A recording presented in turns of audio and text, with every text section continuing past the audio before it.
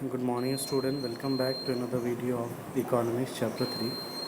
Firstly आपको ये confusion है वो मैं दूर कर दे रहा हूँ. इसमें जो चीज़ लिखा हुआ है वो डिलीटेड पोर्शन है, जैसे history, geography, political science, economics. ये क्लास 9 का है, क्लास 10 का आप देखो. ये यहाँ पे इन्होंने हिस्ट्री, ज्योग्राफी और पॉलिटिकल साइंस, मतलब सिर्फ इन्हीं तीनों जो बुक है इनसे कुछ चैप्टर्स को डिलीट किया गया है.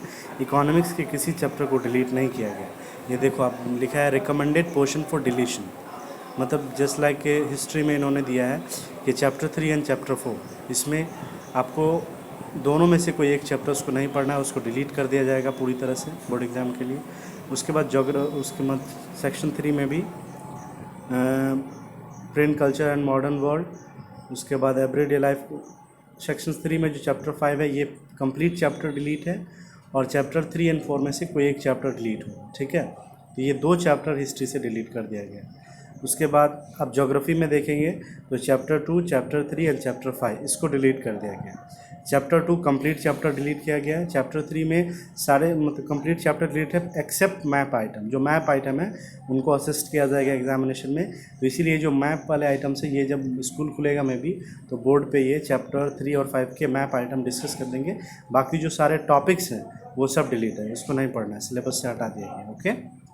उसी तरह से पॉलिटिकल साइंस में chapter 3, chapter 4, chapter 5 and chapter 8 इनको कम्प्लीटली डिलीट कर दिया गया. सिर्फ हमें 1, 2, 6 और 7 पढ़ना. ठीक है, तो ये सारा डिलीट कर दिए. तो इसमें जो मेंशन है वो डिलीटेड चैप्टर है, ना कि पढ़ने वाला है. ओके, तो हम जैसे पढ़ रहे थे इकोनॉमिक्स वैसे ही पढ़ेंगे, क्योंकि इकोनॉमिक्स डिलीट नहीं किया गया, उसमें सारे चैप्टर्स पढ़ने हैं. ठीक है, तो हम चैप्टर 3 स्टार्ट कर चुके थे, इसलिए पहले चैप्टर 3 को फिनिश करेंगे, फिर चैप्टर 1 और फिर बाद में जो रिमेनिंग 4, 5 बचेगा इसको कंप्लीट करेंगे. तो इकोनॉमिक्स बहुत जल्दी कंप्लीट हो जाएगा, इसलिए इसके सिलेबस को पहले हम कंप्लीट कर देते हैं, फिर हम ज्योग्राफी, हिस्ट्री और सिविक्स की तरफ आएंगे. ओके, तो चलिए स्टार्ट करते हैं. Here is your chapter of 3, economics, money and credit. In previous video we will discuss about modern form of money, you can see here, and money as a medium of exchange, how money as a medium of exchange. So I hope कि आपको समझ आया होगा ये सब सारी चीज़ें जो मैंने पिछले वीडियो में बताया था. अगर किसी को कोई डाउट हो आप दोबारा से जाके वीडियो देखें, उसमें कोई डाउट हो तो आप हमसे फ्रिक्वेंटली पूछ सकते हैं. कुछ वर्कआउट्स थे वो भी मैंने बताया. अभी आप देखिए जो मैंने ऊपर पढ़े हैं modern form of money and money at the medium of exchange, और कुछ चेक पेमेंट्स के बारे में. ये मॉडर्न फॉर्म का एक टाइप है चेक पेमेंट. ठीक है, उसके बेसिस पे कुछ यहाँ पे आपको वर्कआउट दिए गए. जैसे देखिए 1 दिया है कि mister Salim want to withdraw 20,000 in cash for making payment. कि मिस्टर सलीम को 20,000 कैश विड्रॉ करना है पेमेंट करके. How would write a cheque, तो वो चेक कैसे लिखेगा. तो यहाँ पे देखें कि मिस्टर सलीम का ही चेक है, उसने प्रेम कुमार को दिया है, तो किस तरह से लिखा है. लेकिन अगर वो खुद को निकालना, उसको विड्रॉ करने हैं, तो यहाँ पे जहाँ पे लिखा हुआ है वहाँ पे वो फिल करेगा माई सेल्फ या सेल्फ. उसके बाद अमाउंट में उसको कितना निकालना है 20,000, तो यहाँ पे वर्ड में लिखेगा 20,000 रुपीज़ ओनली, और यहाँ पे डिजिट में 20,000. उसके बाद डेट फिल करेगा, उसके बाद सिग्नेचर करके बैंक में देगा, तब जाके बैंक उसके अकाउंट में विड्रॉ करेगी अमाउंट. ठीक है, उसके बाद जो ऊपर चेक फिल किया गया, तो ये हो गया आपको चैप्टर 1 क्वेश्चन नंबर 1 का आंसर. 2 में tick the correct answer. After the transaction between Salim and Prem what would happen. ये 3 कंडीशंस दिए. पहला, Salim balance in his bank account increases and Prem balance increases, यानी कि सलीम का भी पैसा बढ़ेगा, प्रेम का भी पैसा बढ़ेगा. तो बिल्कुल नहीं, यहाँ पे मिस्टर सलीम ने प्रेम कुमार को चेक दिया है, तो इसका क्या मतलब है कि सलीम के अकाउंट से डिक्रीज़ होगा और प्रेम के अकाउंट में इंक्रीज़ होगा. तो ये जो पहला आपको स्टेटमेंट है ये रॉन्ग है. सेकंड स्टेटमेंट है Salim balance in his bank account decreases and Prem balance increases, तो ये करेक्ट ऑप्शन है. ठीक है, थर्ड ऑप्शन देख लेते हैं. Salim balance in his bank account increases, wrong. पहली बात है कि सलीम ने चेक दिया है 57,000 का किसको, प्रेम कुमार को, तो ऑब्वियसली उनके अकाउंट में डिक्रीज होगा. तो correct option is option number 2, Salim balances in his bank account decreases, क्योंकि उसने प्रेम को दे दिए, और प्रेम बैलेंस इंक्रीज क्योंकि प्रेम को 57,000 अमाउंट मिला मिस्टर सलीम से. तो आप समझ सकते हैं किस तरह से। अगर पहला क्वेश्चन बहुत इंपॉर्टेंट है, जिसमें देखो कि अगर किसी को मेरे अकाउंट में फॉर एग्जांपल 50,000 है, मुझे 20,000 विड्रॉ करने हैं, तो मैं कैसे फॉर्म भरूँगा? तो ये चेक्स होगा जिस भी बैंक का मेरे पास है, तो मैं लिखूँगा पे के पास माई सेल्फ, फिर amount in word, amount in digit, फिर सिग्नेचर, फिर डेट और बैंक को सबमिट करोगे, तब फिर बैंक गिवन डेट में वो विड्रॉ करके देंगे। ओके उसके बाद एक क्वेश्चन नंबर 3 है, why are demand deposit considered as a money? Demand deposit को मनी क्यों कंसिडर किया जाता है? कि डिमांड डिपॉजिट मैंने आपको बताया था क्या होता है डिमांड डिपॉजिट, कि वो डिपॉजिट जो हम जब चाहें डिपॉजिट कर सकते हैं, जब चाहें अपनी रिक्वायरमेंट के हिसाब से विड्रॉ कर सकते हैं, इसी को हम डिमांड डिपॉजिट कहते हैं। ठीक है, जो मैंने आपको पिछले वीडियो में बताया था। ओके चलिए अब स्टार्ट करते हैं नेक्स्ट टॉपिक, वो है हमारा लोन एक्टिविटीज़ ऑफ बैंक। ये बैंक में जो ये लोन एक्टिविटीज़ है वो क्या क्या हैं, किस तरह से होते हैं, वो हम जनरली डिस्कस करते हैं। ठीक है, इसको और बेटर तरीके से क्लासीफाई किया जा सकता है। लोन एक्टिविटीज़ बैंक में किस तरह के होते हैं? जनरली आप टाइप ऑफ लोन देखेंगे, वो बेसिकली 2 टाइप्स के होते हैं। ठीक है, एक on the basis of guarantee, यानी कि किसी चीज़ की गारंटी के बेसिस पे आपको बैंक लोन देती है, और दूसरा जो है सेकंड थिंग्स क्या है कि वो बैंक क्रेडिट के बेसिस पे आपको लोन देती है। ये 2 ऑप्शंस है कि बैंक के साथ आपका क्रेडिट कैसा है, किस तरह का आपका ट्रांजैक्शंस रहता है, किस तरह का रिकॉर्ड है, इसके बेसिस पे, जिसको अनसिक्योर लोन कहा जाता है। ठीक है, वो देती है क्रेडिट के बेस पे। और एक होता है secure loan. Secure loan means कि लोन अगेंस्ट प्रॉपर्टी और वैल्यूएबल एसेट्स, कोई प्रॉपर्टी के बेसिस पे, कोई वैल्यूएबल एसेट्स के बेसिस पे, या कुछ जैसे कि फिक्स डिपॉजिट होता है कि बैंक में आपने 5 लाख फिक्स 2 लाख फिक्स यानी डिपॉजिट कर दिए। ठीक है, उसके बाद आप 50 लाख का या 10 लाख का आप लोन लेकर, तो वो देगा। तो कुछ सिक्योरिटी अमाउंट है, या कुछ फॉर एग्जांपल लैंड के पेपर्स हैं, कुछ यानी हाउस के पेपर हैं, या फिर किसी वैल्यूएबल एसेट्स है, कंपनी है, उसके पेपर है, उसके ब्याह पे लोन देती है। तो जनरली इनको पहले प्राइमरी 2 कैटेगरी में डिवाइड करेंगे, secure loan and insecure loan.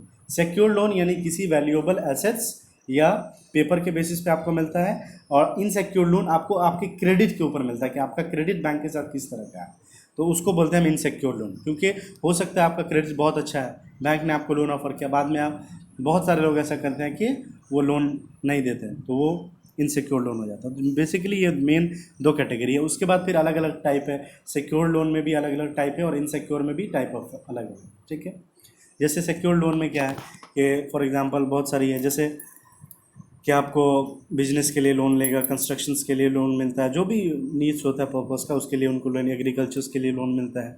इस तरह से अलग अलग है। इनसिक्योर लोन क्रेडिट आपका अच्छा है तो बैंक आपको क्रेडिट कार्ड ऑफर करती है। उसके बाद फिर बहुत सारी ऐसी चीज़ें हैं, क्रेडिट कार्ड से आप बहुत सारी चीज़ें फाइनेंस कर सकते हैं, जो कि बैंक के बिहाफ पे, इमरजेंसी मेडिकल एक्सपेंसेस पे कर सकते हैं। ये सब इनसिक्योर लोन आपको मिल सकता है बैंक से। ये जनरली आप ब्रॉड कैटेगरी में हम इसको 2 टाइप में डिवाइड करेंगे, सिक्योर एंड इनसिक्योर। क्या है ये मैंने आपको बता दिया। Let us take the story of bank further. What we do bank do with the deposit they are accepted from the public. जो सवाल ये है कि पब्लिक से जो बैंक डिपॉजिट लेती है उसका करती क्या है। There is an interesting mechanism at work here. यहाँ पे एक बहुत इंटरेस्टिंग मैकेनिज्म है। Generally bank keep only a small proportion of their deposit as a cash with themselves. For example, bank in India these days hold about 50% of their cash deposit in cash. कि bank को जितना भी deposit bank के पास आता है, for example हम जैसे 1 day का एक एग्जांपल लेते हैं, एक दिन में बैंक के पास 10 लाख कैश डिपॉजिट होता है, तो वो उसका सिर्फ 15% बैंक में कैश रखेगी, बाकी अमाउंट को वो क्या करती है, लोन में दे देती है, लोगों को लोन देती है रेट ऑफ इंटरेस्ट।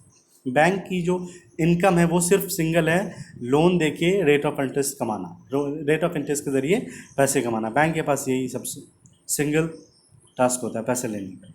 वो चाहे चाहे उसके बाद कुछ सर्विसेज है, जैसे एटीएम सर्विस पे वो चार्जेस काटते हैं एनुअली, उसके बाद चेक्स देते हैं उसकी सर्विस पे, बहुत अलग अलग तरह के। लेकिन जो मेजर इनकम है बैंक का वो लोन के ज़रिए है कि जितना भी उसके पास डिपॉजिट होता है उसका 50% कैश में रखते हैं, ताकि जो डिमांड डिपॉजिट होगी उसको वो पूरा कर सके, और उसके बाद बाकी जो अमाउंट बचता है उसको वो दूसरे पर्सन्स को लोन देती है, और उसे रेट ऑफ इंटरेस्ट कमा के बैंक का मुनाफा होता है। ठीक है, ये जनरली अब यहाँ पे देखें कि 50% of their deposit as a cash they kept as a provision to pay the depositor who might come to withdraw money from the bank at any given day.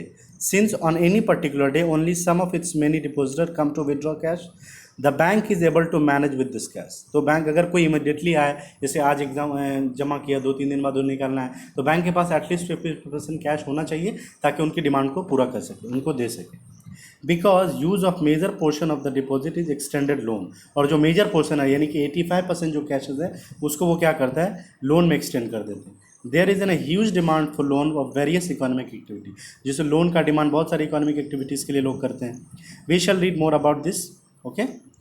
Bank make use of deposit to meet an requirement loan requirement of the people. In this way bank meditate between those who have surplus fund यानी depositor and those who are need in this fund, जिसको कहते हैं borrower, जिसको ज़रूरत होती है.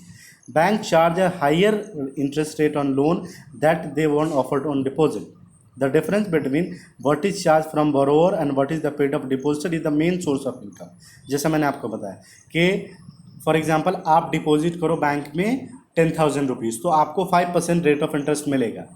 और अगर आपको 10,000 का लोन चाहिए तो बैंक आपसे 50% रेट ऑफ इंटरेस्ट लेगी. तो यहाँ पे बैंक को 10% का मुनाफा हो रहा है. सिंपल है कि मैं बैंक से मैं बैंक में अगर पैसे डिपॉजिट करता हूँ तो 10,000, तो बैंक मुझे सिर्फ 5% देगा रेट ऑफ इंटरेस्ट डिपॉजिट करने के बदले.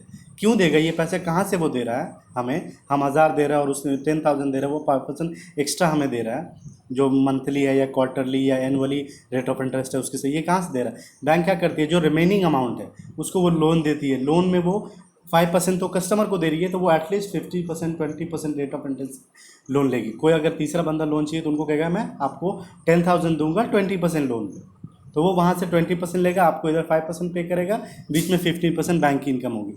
यही उसका मेन सोर्स ऑफ इनकम है बैंक का. ये जो लोन एक्टिविटीज़ है आई होप आप समझ गए हो. इसका और क्लासिफिकेशन है जो कि नेक्स्ट वीडियो में हम बेटर तरीके से करेंगे. बेसिकली आप समझे लोन एक्टिविटीज़ जो जनरली दो तरह की होती है ब्रॉडली कैटेगराइज्ड में, secure loan, insecure loan. Secure loan क्या होता है कि लोन अगेंस्ट प्रॉपर्टी और valuable assets. Insecure loan against your credit on the bank. ठीक है, ये चीज़ें हैं. उसके बाद किस तरह से ये चीज़ें हैं, बैंक के पास जितना डिपॉजिट आती है उसका 50% वो कैश रखता है ताकि जो इमरजेंसीज में लोग विड्रॉ करेंगे उनको दे सके, और बाकी को वो लोन देते हैं अच्छे रेट ऑफ इंटरेस्ट से, और उससे वो अपना इनकम जनरेट करते हैं, और उसी इनकम में कुछ रेट ऑफ इंटरेस्ट डिपॉजिटर को भी देते हैं. ये प्रोसेस होता है पूरा बैंकिंग सिस्टम का. ये सारे लोन एक्टिविटीज़ हैं. ओके, यहाँ पर आप देख सकते हैं फिगर्स में कि peoples make deposit, peoples make withdraw and get interest. ठीक है, उसी दूसरे बिहाइंड में देखेंगे कि people take loan and people repay loan with rate of interest. कि 5,000 लिया और 10% के रेट ऑफ इंटरेस्ट से बैंक को जमा किया, और जितना बैंक को मिला उसका 10%, 2%, 3% डिपॉजिटर को भी दे दिया. तो ये सिस्टम चलता रहता है. ये पूरी इकोनॉमिक एक्टिविटीज़ बैंक में रन करती है. अब ये जो क्रेडिट का सिचुएशन है, ये दो अलग अलग क्रेडिट सिचुएशंस है जिनको नेक्स्ट वीडियो में हम डिस्कस करेंगे. आई होप कि आपको ये टॉपिक समझ आया हो. If you have any doubt message me in the comment box और in my YouTube channel. Have a nice day. Good bye.